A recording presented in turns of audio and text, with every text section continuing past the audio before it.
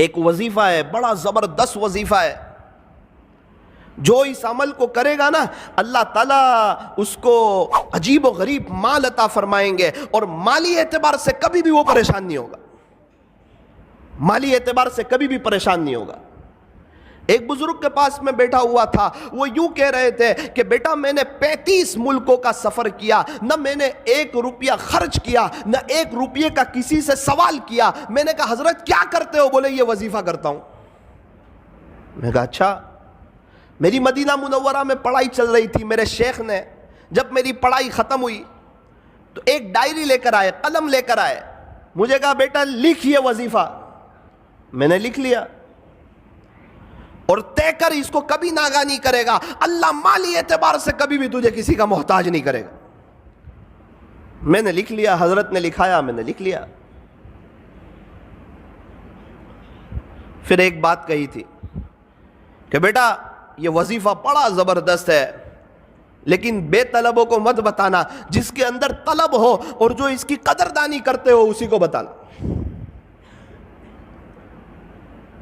پھر میں جب ہمارے یہاں آیا، کچھ لوگ میرے پاس آتے، مولانا ہم بڑے پریشان ہیں مالی اعتبار سے، حالات میں کوئی وظیفہ، تو الحمدللہ میں یہ وظیفہ بتا دیتا، اللہ تعالیٰ ان کو بہت نواز دیتے، عجیب و غریب نواز دیتے، اور عجیب و غریب اس پر تجربہ ہے، اور کئی اللہ والوں کو میں نے دیکھا وہ یہی وظیفہ پڑھتے ہیں۔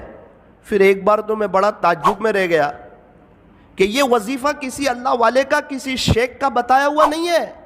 ایک صحابی نے ہمارے نبی سے کہا تھا کہ پیارے نبی جی دنیا نے مجھے چھوڑ دیا ہے، یعنی میرے پاس کچھ ہے نہیں۔ اس وقت ہمارے نبی نے یہ وظیفہ دیا تھا اور یوں کہا تھا کہ آپ فرشتوں والی تسبیح کیوں نہیں پڑھتے، اور یہ بتایا تھا تسبیح سبحان اللہ و بحمدہ، سبحان اللہ العظیم و بحمدہ استغفر اللہ، اللہ اکبر کبیرہ، سبحان اللہ و بحمدہ، سبحان اللہ العظیم و بحمدہ استغفر اللہ۔ پیارے نبی سے وظیفہ سنا، راوی فرماتے ہیں کہ پھر ایک مدت تک وہ نظر نہ آئے، جب دوبارہ نظر آئے تو انہوں نے بتایا جس کا خلاصہ یہ ہے اللہ نے مجھے اتنا نواز دیا ہے کہ میں بتا نہیں سکتا۔ یہ عجیب و غریب وظیفہ ہے۔ ایک شخص مجھے کچھ وقت پہلے نوساری میں ایک جگہ ملے، سید تھے، مجھے کہنے لگے مولانا کچھ وقت پہلے آپ ہمارے گھر آئے تھے، آپ نے ایک وظیفہ بتایا تھا، میں نے آپ کو اپنی پریشانی بتائی تھی، آپ نے ایک وظیفہ بتایا تھا، الحمدللہ 2 دن سے میں نے شروع کر دیا ہے۔ میں نے کہا یار میں نے بتایا تھا 3-4 مہینے ہو گئے، آپ نے 2 دن سے شروع کیا۔ مولانا آپ کو نہیں معلوم، آپ بتا رہے تھے پردے کے پیچھے سے میری بیوی یہ وظیفہ سن رہی تھی، اللہ کی شان اس نے پابندی سے کیا، ابھی اس کے 36 لاکھ روپے آ رہے ہیں، تو میں نے بھی شروع کر دیا۔ میں نے کہا یار آپ عجیب آدمی ہو۔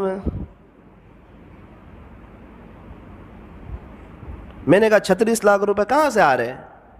کہا وہ وارثے کے آ رہے ہیں۔ تو میں نے کہا ابا کو مارنے کی نیت سے تو نہیں پڑھا تھا یہ وظیفہ؟ بولے نہیں ان کے ابو کا تو بہت پہلے یہ انتقال ہو گیا تھا، لیکن مولانا زمین کا اتنا خطرناک مسئلہ تھا کہ یہ کبھی بھی حل ہونے کا نام لیتا نہیں تھا، اور ہم لوگ بھی نا امید ہو چکے تھے کہ اب یہ مسئلہ جو ہے یہ کبھی بھی حل ہو سکتا نہیں ہے، لیکن میری بیوی نے یقین سے پڑھنا شروع کیا، اللہ کی شان مسئلہ حل ہوا، اس کے 36 لاکھ روپے آ رہے، اور اللہ کا شکر ہے 2 دن سے میں نے بھی شروع کر دیا ہے۔ ہمارے نوساری میں ایک بڑے مالدار شخص، ان کے پاس میں بیٹھا ہوا تھا، تو شیخ سے وہ بھی محبت کرتے تھے، مدینہ منورہ کے شیخ سے، تو میں نے ان کو یہ وظیفہ بتا دیا۔ کہنے لگے نا وہ بڑے آدمی ہیں اور ان کا بتایا ہوا وظیفہ کرنا ہی چاہیے۔ میں نے کہا ان کا بتایا ہوا نہیں، پیارے نبی کا بتایا ہوا ہے، یہ کوئی اللہ والے کا بتایا ہوا نہیں ہے، یہ کوئی تجربہ کرنے کا وظیفہ نہیں ہے، یہ تو عمل کرنے کا وظیفہ ہے۔ اچھا کیا بتایا؟ تو میں نے ان کو بتا دیا۔ 2 دن کے بعد مجھے ملے، کہا بیٹا یہ وظیفہ کبھی چھوڑنے جیسا نہیں ہے۔ میں نے کہا کیوں؟ بولے بیٹا پیسہ تو بہت ہے، سب جگہ روکا ہوا ہے، ابھی میں حالات میں تھا کچھ وقت سے، پیسے کے بارے میں ہاتھ میں پیسہ نہیں تھا، زمینیں جائیداد پراپرٹی بہت، ہاتھ میں پیسہ نہیں۔ تو میرا بڑا بیٹا میرے پاس آیا اور یوں کہنے لگا ابا بہت پہلے آپ کے 70,000 روپے میرے پاس تھے، وہ ابھی آپ لے لو 70,000۔ بولے، میں نے بولا پھر؟ بولے اب کبھی یہ وظیفہ نہیں چھوڑوں گا۔ اللہ اکبر کبیرہ۔ اور شیخ خود فرماتے تھے میں نے جس کو بھی بتایا، جس نے بھی یقین سے پڑھا بیٹا آج سب کروڑ پتی ہے، اور جس نے بغیر یقین کے پڑھا وہ جہاں تھے آج وہاں کے وہیں ہیں۔ تو میرے عزیزو ایک بات یاد رکھو، یہ وظیفہ جو ہے یہ بڑا زبردست ہے۔ میں نے ایک سوال پوچھا شیخ سے جس پر وہ مجھ سے بڑے ناراض ہوئے، بہت زیادہ ناراض ہوئے، اور مجھے کہا بیٹا تیرے سے مجھے یہ امید کبھی نہیں تھی کہ تو مجھے یہ سوال پوچھے گا۔ میں نے کہا شیخ یہ جو وظیفہ پڑھیں گے 100 مرتبہ تو صرف رزق میں برکت ہی ہوگی یا ثواب بھی ملے گا؟ تو بہت ناراض ہو گئے۔ ایک مثال سے سمجھایا مجھے کہ 400 روپے کلو کی چائے ہو اور اس پر 50 روپے کی ڈول کی آفر ہو تو تجھے صرف ڈول ملے گی یا چائے بھی ملے گی؟ میں نے بولا وہ تو چائے ملے گی، ڈول فری میں آ رہی۔ بیٹا اسی طرح جب تو یہ اللہ کا نام لے گا، اللہ کی پاکی بیان کرے گا، اللہ کی حمد بیان کرے گا، صبح صبح اللہ سے معافی مانگے گا، اس کا ثواب تو ملے گا۔ یہ تو صرف اسکیم ہے کہ اللہ اس میں رزق میں اضافہ فرمائے۔ اللہ اکبر کبیر۔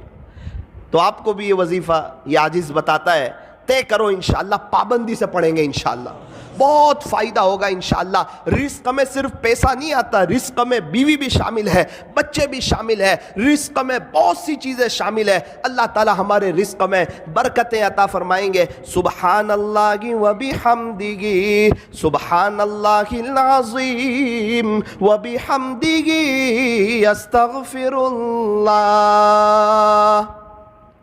پھر شیخ نے کہا بیٹا لیکن اس کا ایک وقت ہے، اسی وقت پڑھ سکتے ہیں، آپ اس کے علاوہ پڑھو گے تو وہ اثر نہیں کرے گا، وہ بات نہیں بنے گی۔ میں نے بولا اچھا اس کا وقت کون سا ہے؟ مجھے کہنے لگے بیٹا فجر کی سنت اور فرض نماز کے درمیان اس کو 100 مرتبہ پڑھنا ہے۔ فجر کی سنت اور فرض نماز کے درمیان اس کو 100 مرتبہ پڑھنا ہے۔ میں نے کہا حضرت اگر اس وقت کوئی نہ پڑھ سکے تو مجھے تعجب سے دیکھنے لگے کہ اس کا اپنا ہی مسئلہ لگ رہا ہے۔ مجھے کہنے لگے بیٹا جب تک فجر کی نماز کا وقت رہتا ہے، صبح صادق کے بعد سنت پڑھ لیں، اس کے بعد سے جب تک فجر کی نماز کا وقت رہتا ہے وہاں تک یہ پڑھو گے تو یہ اپنا اثر عجیب اور غریب انداز میں کرے گا۔ پھر مجھے اپنے مکان پہ لے گئے ایک مرتبہ، بڑے بڑے لوگوں کو دعوت تھی، مجھ چھوٹے کو بھی حضرت نے گن لیا۔ اللہ اکبر کبیرہ، بہت سی نعمتیں دیکھی، مجھے بتانے لگے، اس کی اہمیت سمجھانے لگے کہ دیکھ بیٹا یہ وظیفے کی برکت ہے کہ اللہ تعالیٰ نے مجھے ایسا شاندار مکان دیا، دیکھ بیٹا اس وظیفے کی برکت ہے، ایک کار تو ایسی میرے گھر کے باہر کھڑی ہے جو تیرے ہندوستان میں لانچ بھی نہیں ہوئی ہے۔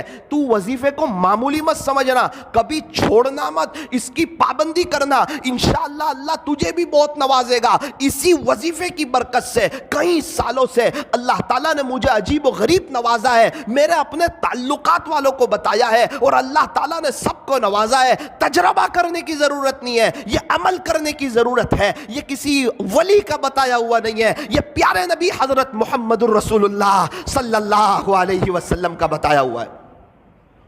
میں نے حضرت کے ساتھ دبئی کا سفر کیا، حضرت تو 5 اسٹار ہوٹل میں ان کے ساتھ ٹھہرنا ہوا، کیا شکریہ ادا کر رہے ہیں، الحمدللہ الحمدللہ الحمدللہ، کھانا کھا رہے ہیں شکریہ ادا کر رہے ہیں، شیپ میں بیٹھے ہوئے شکریہ ادا کر رہے ہیں، اللہ کی نعمتوں پر شکر شکر شکر۔ میں نے حضرت کے گھر دیکھا، الحمدللہ الحمدللہ، کھجورے کھا رہے ہیں الحمدللہ، قہوہ پی رہے ہیں الحمدللہ، اور ان کو چکن وغیرہ تو جلدی سمجھ نہیں آتی، ان کو تو مٹن وغیرہ چاہیے۔ تو خلاصہ یہ ہے جو بھی کھا رہے اس پر اللہ کا شکریہ ادا کر رہے ہیں۔ مجھے وہ بزرگ والی بات یاد آئی کہ واقعتاً اللہ نے ان کو نوازا ہے اور یہ شکر کر کے اللہ تک پہنچ رہے ہیں۔